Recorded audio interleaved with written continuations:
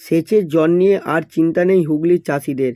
এবার ইলেকট্রিক ব্যবহার না করে সোলার পাম্প বসিয়ে কৃষিক্ষেত্রে কম খরচে চাষ করছেন এক কৃষক। গোঘাটের শালজার এলাকার কৃষক হারাধন মণ্ডল বিদ্যুৎ ব্যবহার না করেই সোলার প্যানেল বসিয়ে কম খরচে বিকল্প পথ দেখাচ্ছেন চাষিদেরকে।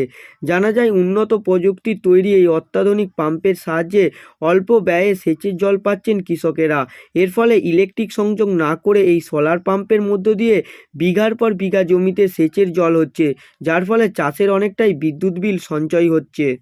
মাধ্যমে কি হচ্ছে একটু যদি বলেন। এই 2023-এ তারপরে আমরা এটা কাজে লাগছে। মোট 3,40,000 টাকা খরচা, খুব সুরক্ষা এবং চাষিদেরও উপকার হবে এবং আমারও কিছু জমি আছে, চাষবাস হবে।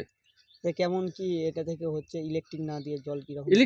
ইলেকট্রিক সাশ্রয় হচ্ছে অনেকটাই হবে, চাষিদেরও হবে এবং আমাদেরও হবে, কারণ এটা ইলেকট্রিক মতনও জল বেরোচ্ছে। প্রচুর রোদ দিলে ভালো জল, এটা দেখলেন আপনি। হ্যাঁ, জল ভালো দিচ্ছে এবং চাষিদেরও উপকার হবে। মানে দুটোই হবে, আপনার নিজেরও উপকার হবে এবং হ্যাঁ, এবং চাষিরও উপকার হবে, সেখান থেকে তার রোজগারও আসবে এবং রোজগারও আসবে।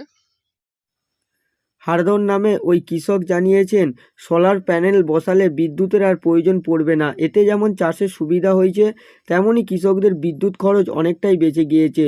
সৌর বিদ্যুতের সাহায্যে এই পাম্প চালায় বিদ্যুৎ থাকলো কি না তাতে খুব কিছু যায় আসে না। আগামী দিনে প্রত্যেক কৃষক লাগানোর পরামর্শ দিয়েছেন হারাধন বাবু। হুগলি থেকে শুভজিৎ ঘোষের রিপোর্ট, লোকাল 18 বাংলা।